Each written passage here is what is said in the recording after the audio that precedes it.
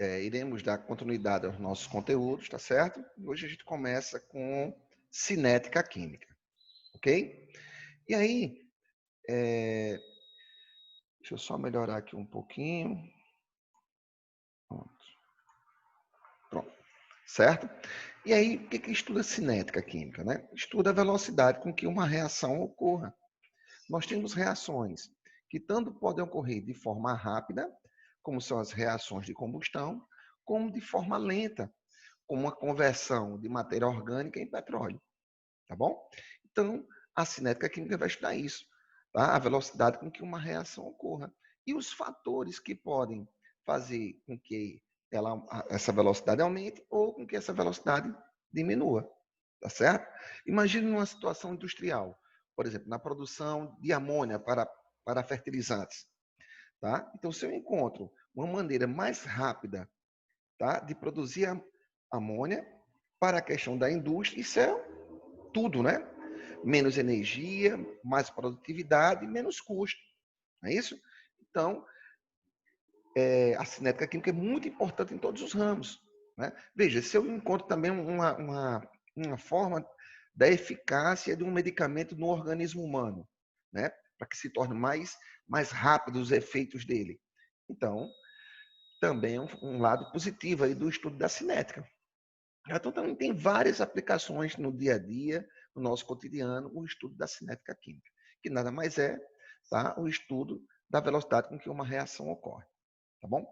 Então, antes da gente entrar propriamente no conteúdo, a gente tem que lembrar aqui, como é uma reação química, toda reação química ela é constituída de reagentes e produtos, tá?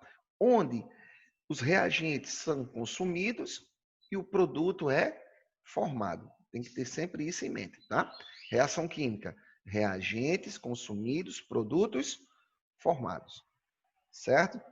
E aí, deixa eu ver aqui, pronto, isso mesmo, tá?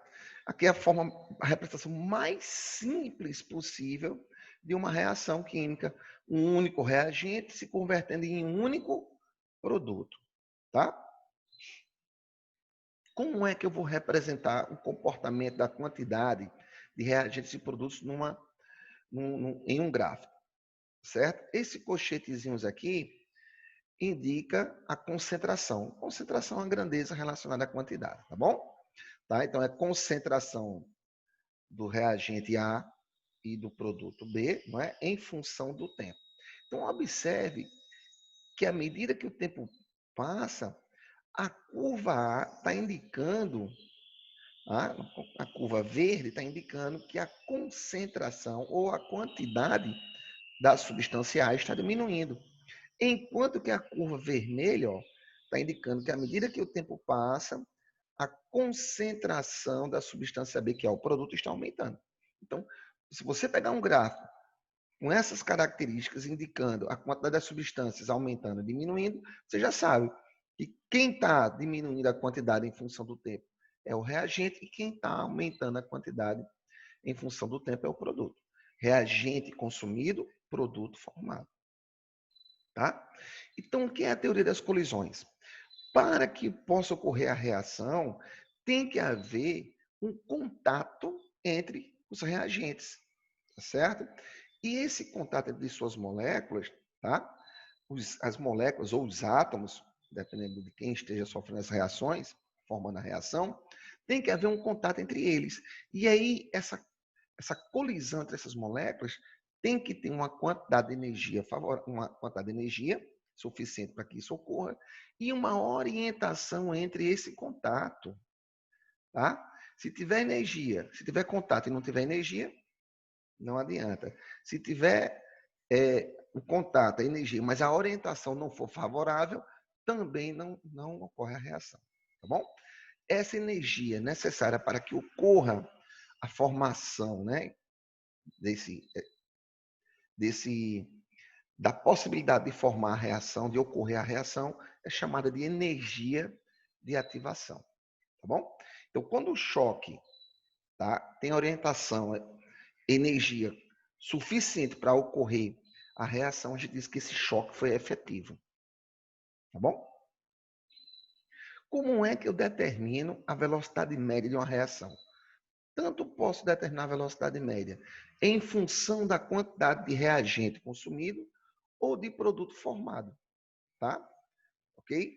Não, tanto faz, depende de como esteja, do que está sendo nos fornecido, tá? Então vai ser a velocidade média em que uma reação ocorre, vai ser a variação da concentração ou do reagente ou do produto em função do tempo, tá certo? E aí o tempo pode ser segundos, minutos, horas, dias, meses, anos, séculos, aí depende, tá bom? Lembre-se que variação só me interessa o quê? A situação final e a situação inicial, tá? Então, variação da concentração. Concentração final menos a concentração inicial. Variação do tempo. Tempo final menos o tempo inicial, tá? Uma observação importante. Não existe velocidade negativa para uma reação química, tá bom? Se por acaso eu encontro um valor negativo na nossa operaçãozinha matemática, a gente não considera o sinal, a gente coloca o valor em módulo, tá bom? Então, lembre-se disso, tá? Não existe velocidade negativa, tá bom? Então, fatores que influenciam na velocidade de uma reação química. O primeiro deles é a concentração dos reagentes, tá? Então, veja, se você tem um recipiente com água, nesse recipiente com água você coloca um comprimido efervescente, você vai observar uma efervescência, não é? Se nesse mesmo copo com água, em vez de um comprimido você colocar dois, você vai observar um aumento na efervescência, tá? Então, quanto maior a concentração dos reagentes, maior será a velocidade da reação. Um outro fator é a temperatura. Quanto maior a temperatura, maior também será a velocidade da reação. Ora, aonde o macarrão vai cozinhar mais rápido?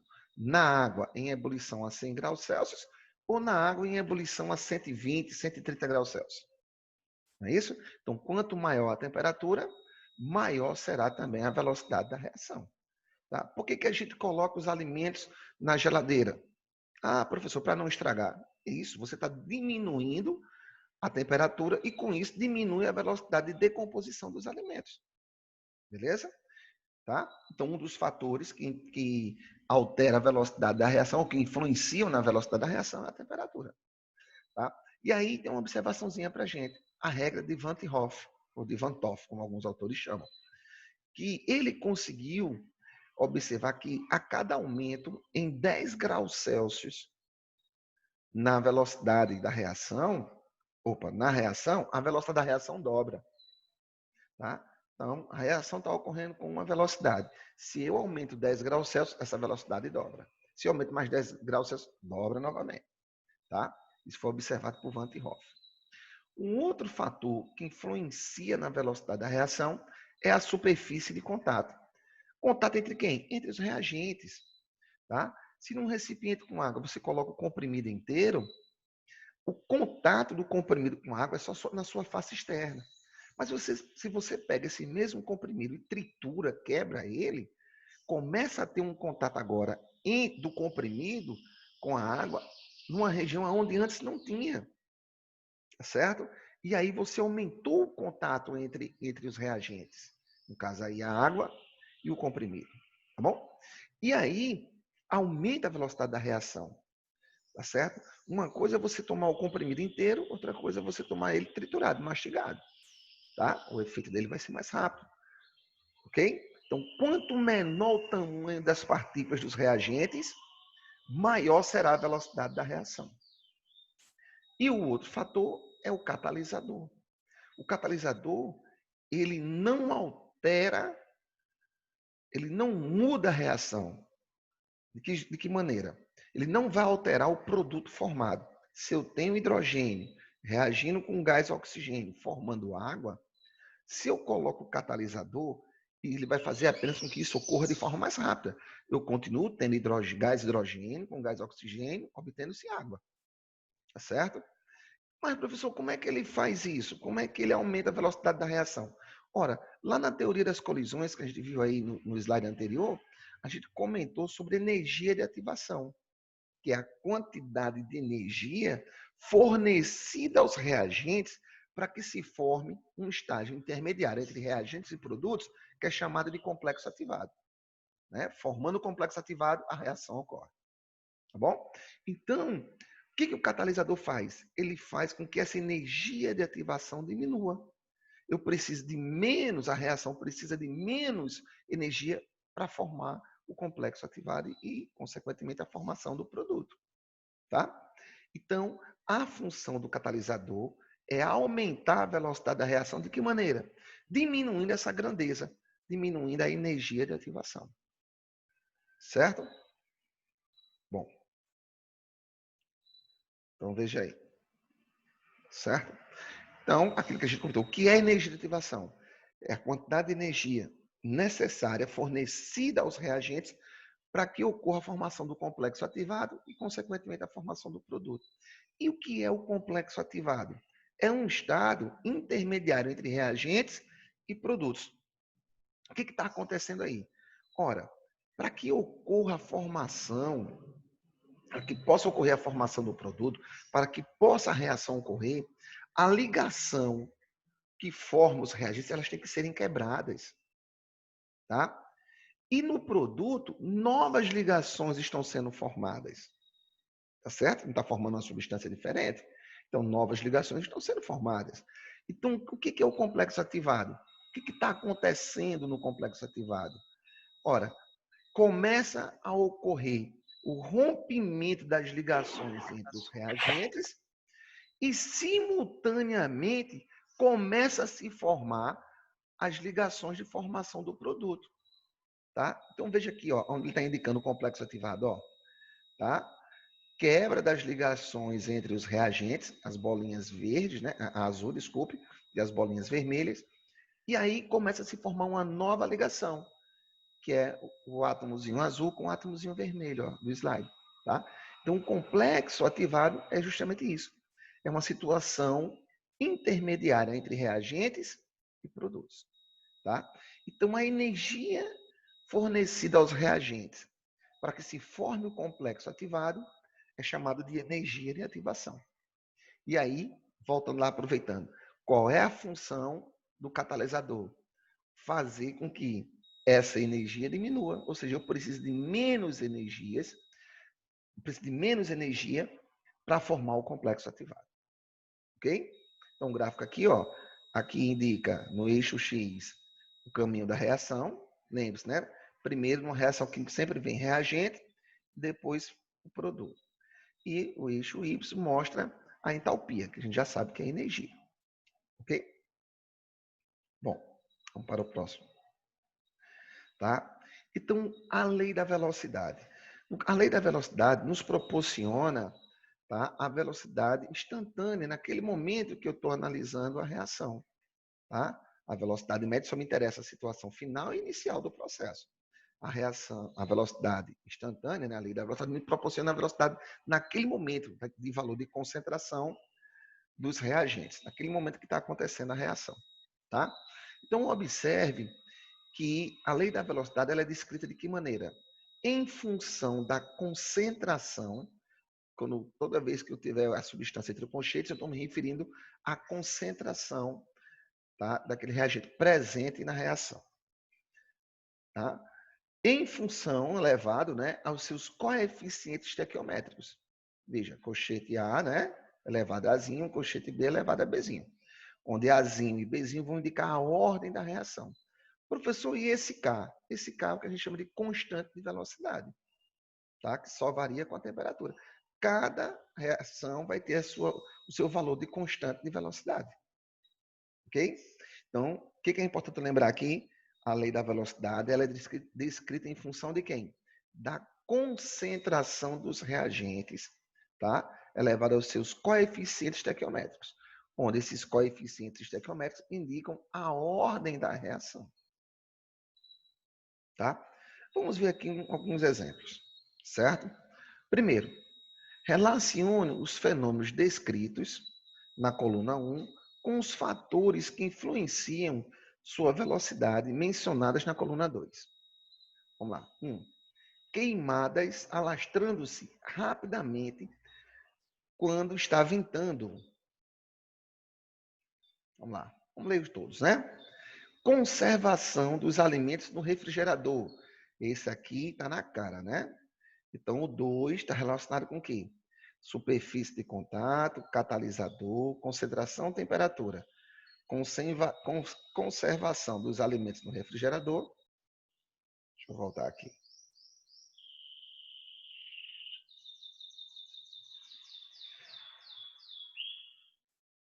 Vamos colocar aqui já. Esse está muito óbvio, né? Então, esse fator é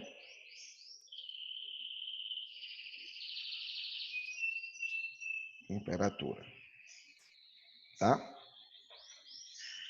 Efervescência da água oxigenada na higiene de ferimentos. Ora, os ferimentos tem a enzimazinha presente, né, na nossa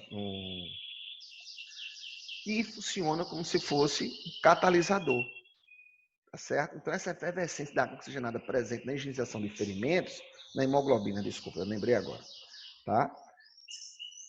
Faz com que a decomposição da água oxigenada em água e gás oxigênio seja bem rápida, tá? Então isso aqui, catalisador.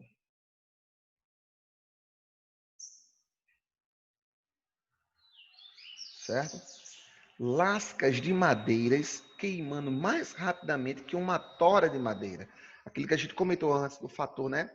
Quanto menor o tamanho da partícula, maior a velocidade da reação. As lascas de madeira são menores do que a tora de madeira. Está relacionado com que fator? Superfície de contato. E aí ficou fácil agora, né?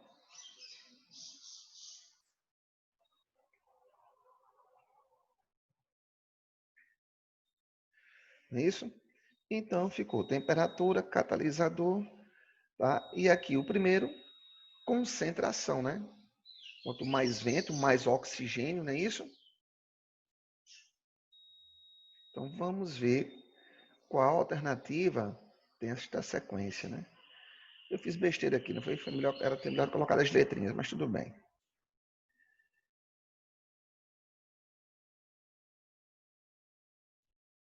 Um C, né?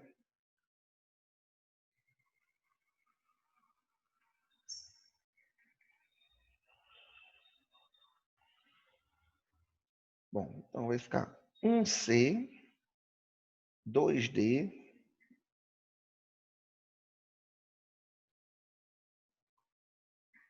um C, 2D, 3B e 4A. Vamos lá, né? Então, um C. Vamos ver aqui o próximo. Acho que a alternativa A, não é isso? Vamos lá.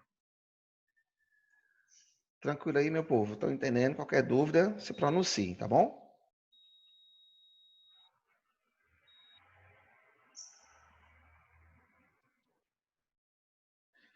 2. Considere os estudos cinéticos de uma reação química e julgue os itens abaixo. Toda reação é produzida por colisões, mas nem toda colisão gera uma reação. Beleza. Verdadeiro, tá? Tá certo? Para que a colisão gere a reação, ela tem que ser efetiva. Tem que ter quantidade de energia e orientação favorável. Tá certo? Tranquilo? Tá? Agora, quando a reação ocorre, é porque essa colisão foi eficaz. Tá? Então, toda reação é produzida por colisões, sim. Mas nem toda colisão gera uma reação verdadeira. Então, um é verdadeiro. 2. Uma colisão altamente energética pode produzir uma reação? Pode. Não é isso? É aquela coisa, tem que ter a mínima quantidade de energia para que isso aconteça. Então, se ela tem muita energia, ela pode produzir uma reação? Pode. Verdadeiro também. 3. Toda colisão com orientação adequada produz uma reação? Aí eu já não posso, né? Ela, além da orientação, tem que ter a quantidade de energia suficiente. Tem que ter as duas coisas. Aí você vai dizer, mas professor, e por que, que o 2 está correto? Porque ele não está dizendo que vai efetivar a reação. Pode produzir uma reação? Pode. Né? Uma colisão altamente energética pode produzir uma reação? Pode. Ele não está afirmando que vai efetivar. Agora, toda colisão com orientação adequada produz uma reação? Eu não posso afirmar isso, porque vai depender da quantidade de energia também. Tá certo? Então, 1 e 2 está correto. O 3, tirei. 4. A energia mínima para uma colisão efetiva é denominada energia de ativação? Sim. Tá? Acredito que comentou essa historinha da energia de ativação. A diferença energética entre produtos e reagentes é denominada energia de ativação? Não. A diferença energética entre produtos e reagentes é variação de entalpia. Tá? Então, o 3 e o 5 aí estão equivocados. Certo? Então, 1 é verdadeiro, 3 é falso, 4 é verdadeiro, e o 5 é falso e está aqui, tá? As justificativas. Beleza? Então, essa historinha da teoria das colisões é bem interessante, viu? E vira e mexe a gente vê serem abordados, tá bom? No Enem, nos vestibulares. É bom estar atento a essas definições. 3. Assinale a alternativa que apresenta agentes que tendem a aumentar a velocidade de uma reação. Calor, obscuridade, catalisador. A obscuridade aumenta a velocidade da reação. Né? O calor, beleza, né? Tá certo? O catalisador, a gente viu que sim. Mas a obscuridade, calor, superfície de contato entre reagentes e ausência de catalisador. Ó, superfície de contato, calor, interfere. Mas a ausência de catalisador, não. A presença do catalisador é que aumenta a velocidade da reação. Calor, maior superfície de contato entre reagentes e catalisador, ficou na cara aí, né? É o item C. Beleza? O frio aumenta a velocidade da reação? Não. Catalisador e congelamento? Não, né? Então, tá? A alternativa correta aqui é a alternativa C. 4. O conhecimento da velocidade das reações químicas é de extrema importância para a produção industrial de uma série de produtos. Analise as afirmações a seguir. 1. A velocidade de uma reação química geralmente cresce com o aumento da temperatura? Verdadeiro. Não é verdade? Quanto maior a temperatura, maior a velocidade de uma reação. 2. A velocidade de uma reação química sempre independe da concentração dos reagentes. Independe? Não, depende. Não é? Tá certo? Maior concentração, maior velocidade da reação. Menor quantidade, menor concentração, menor também será a velocidade da reação. Independe? Não, depende. 3. A velocidade de uma reação química depende da orientação apropriada das moléculas na hora do choque. Ora, a gente comentou ainda há pouco, né, na teoria aí das colisões. Depende não só da orientação, né, para que forme o choque eficaz, mas também da quantidade de energia. Depende sim. Tá? E 4. Para os sólidos, quanto maior a superfície de contato, menor será a velocidade da reação? Não. Quanto maior a superfície de contato, maior será a velocidade. Então, aqui, verdadeiro, 1 e 3. Deixa eu... Certo, gente? Alguma dúvida? Tranquilo, né? Vamos para frente. Em determinada experiência, a reação de formação de água está ocorrendo com um consumo de 4 mols de oxigênio por minuto. Consequentemente, a velocidade de consumo de hidrogênio é de quanto? Ora, observe aqui, né, a reação fornecida para nós, a reação de formação da água, né, gás hidrogênio com gás oxigênio.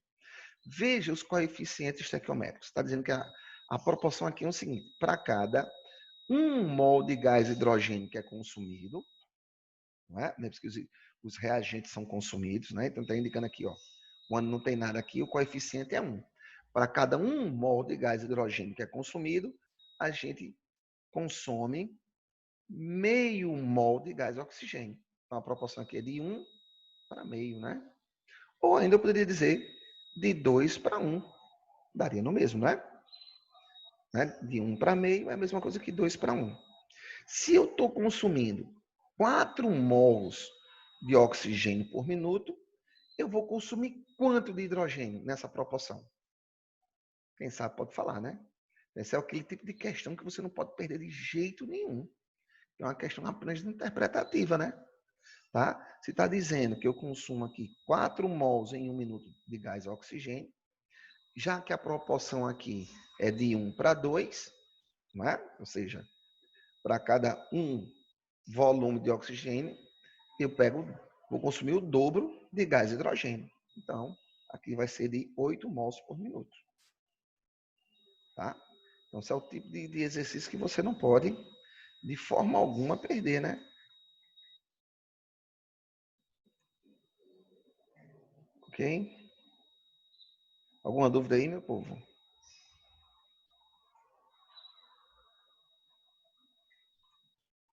Bom, então, vamos para o próximo.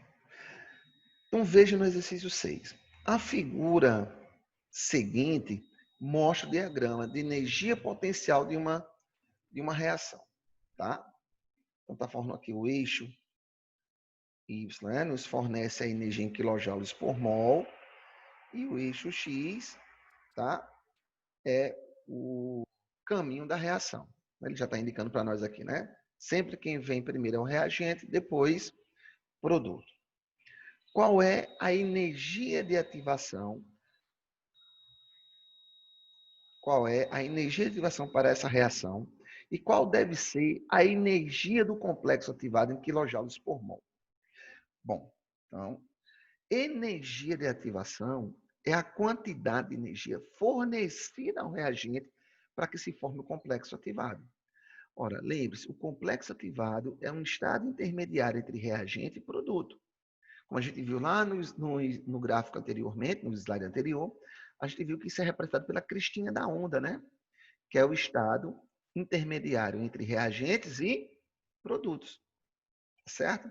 Então, observe que os meus reagentes têm quanto de energia? 20 kJ por mol. E para formar o complexo ativado, ele foi até quanto? Foi até 100. Ora, se eu tenho 20 e fui até 100, é porque eu recebi quanto? 80. Então, a minha energia de ativação é de 80 kJ. E a energia do complexo ativado? Ora, a energia do complexo ativado, eu vou aqui na crista da onda, ó, e vou ver quanto é que vale. 100.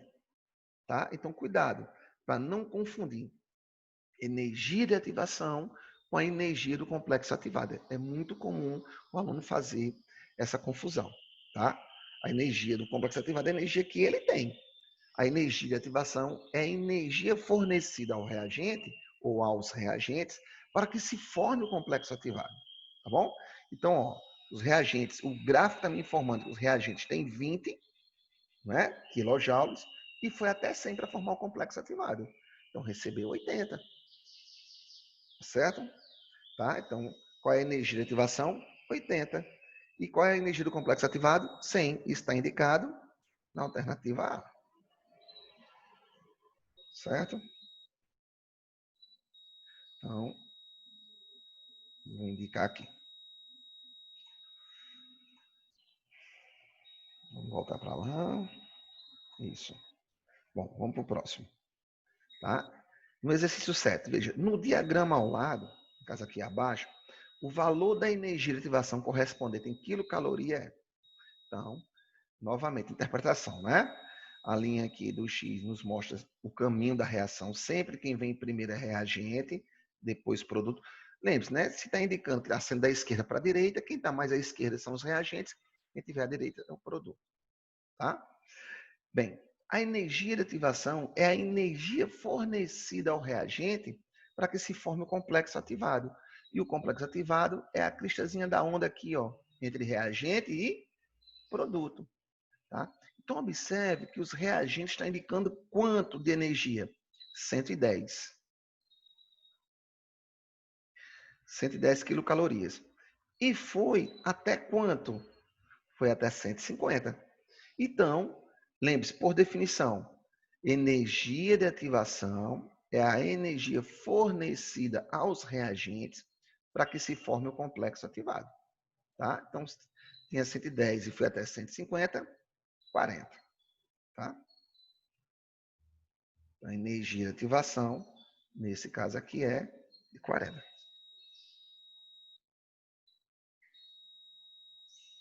Próximo.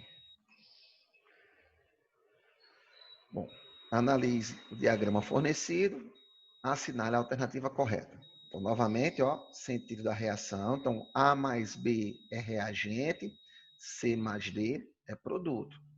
Tá? Então, veja que os meus reagentes estão indicando que nós temos energia igual a zero, entalpia igual a zero, né? E que meu complexo ativado é de 120. Nesse caso aqui, a energia do complexo ativado é igual à energia de ativação. Tá? Isso pode acontecer, como está sendo indicado neste gráfico. Então, cuidado, tá bom? Mas são coisas diferentes. Aqui estão apresentando o mesmo valor, certo? Então, a energia de ativação do processo tem um valor de 250 kJ? Não, a energia de ativação 120. Lembre-se que é a quantidade de energia fornecida aos reagentes. Meus reagentes têm zero e foi até 120, portanto, a energia de ativação é de 120. Então, está errado o item A. B. A energia referente ao complexo ativado é igual a 120 kJ? Sim. Né? E nesse caso também é igual à energia de ativação. Então, o item B está correto. A energia dos reagentes é igual a 120? Não, é zero. A energia dos produtos é igual a 120? Não, menos 130. Todas as afirmativas estão erradas? Não, tem uma correta, que é a alternativa B. Tá?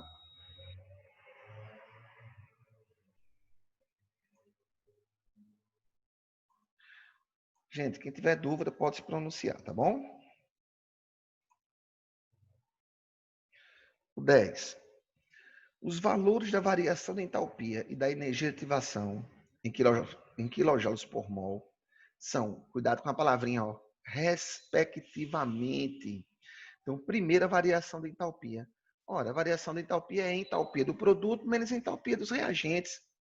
Né? A entalpia do produto é 20 e do reagente é 5. 20 menos 5, 15. Tá? E a energia de ativação é que é fornecida ao reagente para se formar o complexo ativado. Os meus reagentes têm 5, tá? E foi até 50. Recebeu quanto para formar o complexo ativado? 45. Tá? Então, isso está sendo indicado no item B. Ok? Tá? Que é aquela, para determinar a variação de entalpia. É só aplicar na forma, né? Entalpia do produto menos entalpia do reagente. Tá?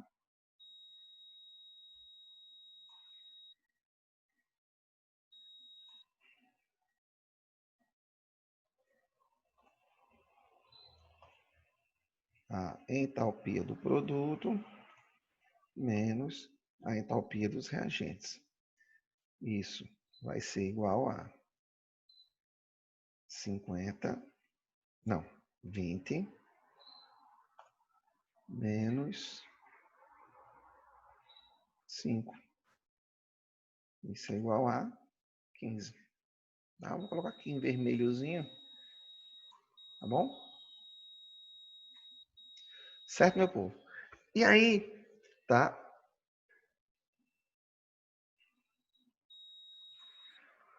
Veja, vai ficar faltando aí pra gente dois últimos exercícios, tá? Que vai ficar tarefinha de casa para vocês, porque eu só tenho 2 minutinhos agora, tá bom? E aí, vou postar para vocês já aqui esses slides no grupo. Fique à vontade e estarei à disposição para as dúvidas. E aí, alguma dúvida, algum comentário? Tranquilo, meu povo?